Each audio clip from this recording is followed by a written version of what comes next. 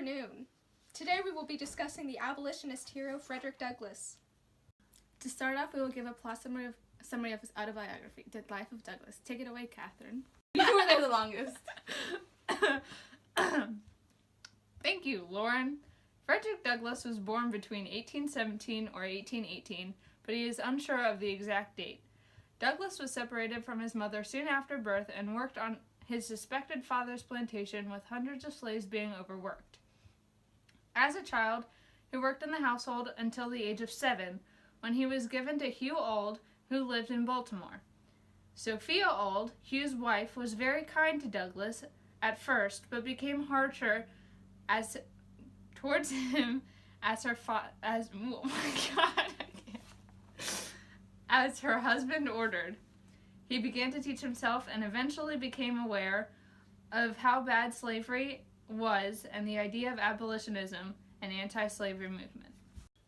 After Auld's death, Douglass was moved to Edward Covey's management. A man known for breaking people's spirit managed to break Douglass's. At first, Douglass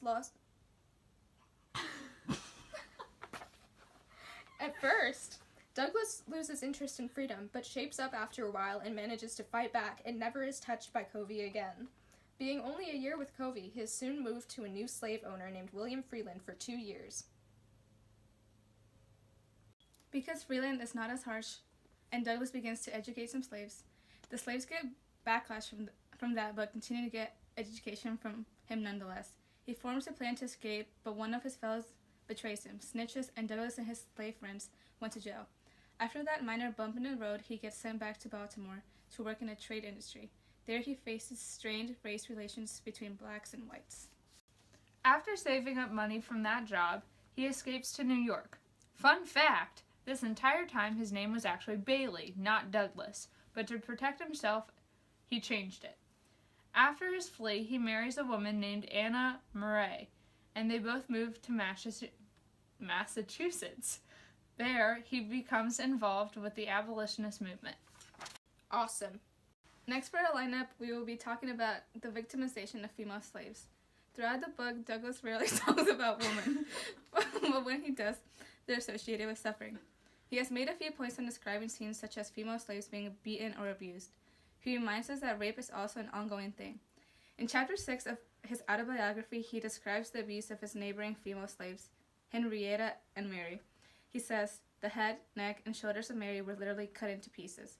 I have frequently felt her head and found it nearly covered with festering sores, because by lash or her cruel mistress, I do not know that her master ever whipped her, but I have been an eyewitness to the cruelty of Miss Hamilton."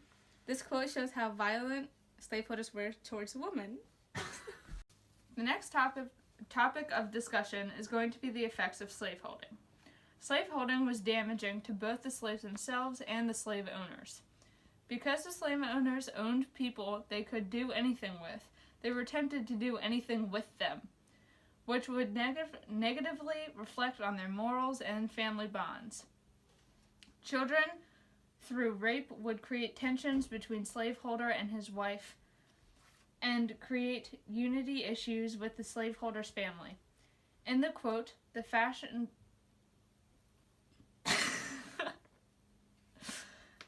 fatal poison of irresponsible power was already in his hands and soon commenced its infernal work.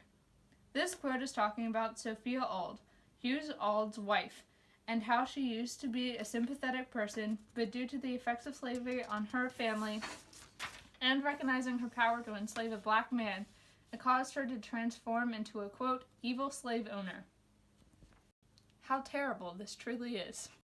Another key theme of this book is the slave's freedom in the city. Throughout the book, the setting switches between the eastern shore of Maryland and the city of Baltimore. In the city with the growing population, there's more to blend in with, meaning that slaves seeking freedom can find more outlets and create a new identity, whereas in the countryside, where it's less populated, it's easy to stand out, making freedom less accessible. Douglass says, "I had known what it was to be kindly treated. They had known nothing of the kind." This quote seems to further develop the idea that there was more freedom in the city than in the countryside. Wow, how interesting. While reading the book, ignorance in slaves proved to be another main theme.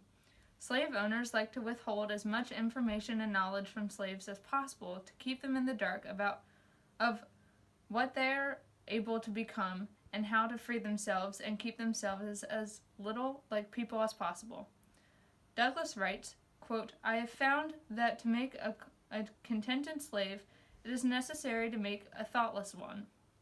It is necessary to darken his moral and mental vision, and as far as possible to annihilate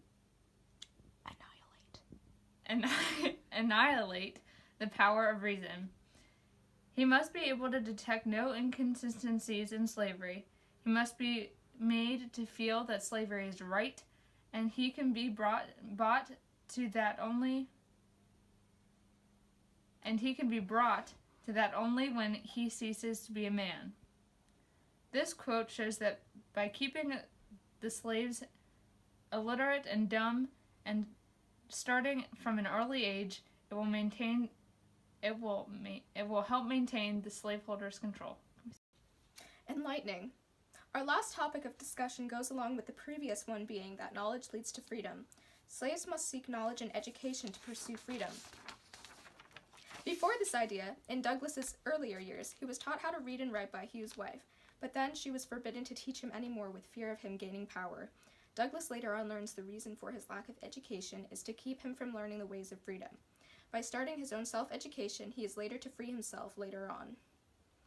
He says, "Whilst I was saddened by the thought of losing the aid of my kind mistress, I was gladdened by the invaluable instruction which, by the merest accident, I had gained from my master. Though conscious of the difficulty of learning without a teacher, I set out with higher hope and a fixed purpose at whatever cost of trouble to learn how to read." Through this quote, he expresses his desire and passion for learning. That's all for tonight, folks. See you next time!